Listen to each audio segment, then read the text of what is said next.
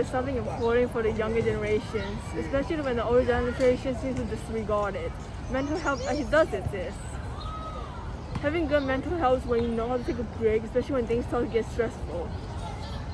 Regarding stereotypes, there's many stereotypes regarding mental health, especially when the older generation don't think mental health exists.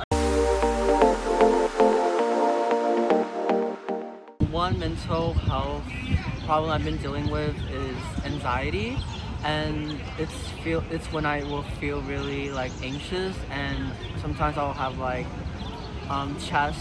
I feel like there's like a tightness in my chest, and it's just really hard to cope with.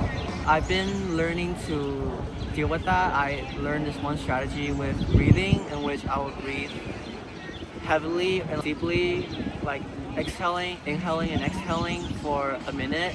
That way it calms me down. And I think there's a lot of stigma with people who have mental health because they always think that, oh, these people are not normal, and then it's just like they're not treated equally. And if I were to, in the future, I would tell, if I could like go back in time, I would just tell my past self that he's not alone and everything will be okay. As a high school student, most of my stress comes from worry about my schools, like my academic performance and grades, and my ability of time management, like if I can get my work done before the deadline, and my preparation about college application.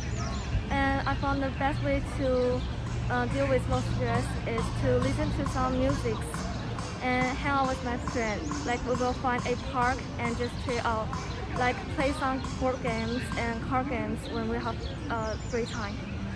Experiences that were stressful for me were like tryouts, basketball tryouts, or like to deal with my stress, I go to church, I pray about it, and I go on walks. Time I've dealt with mental health issue is when I'm taking exams. So for example, there's this one exam that I was really struggling on the topic. Some ways I dealt with it was by talking to my friends, understanding how they were going through, and learning that they were going through the same thing as me. So I know that I'm not alone in this issue.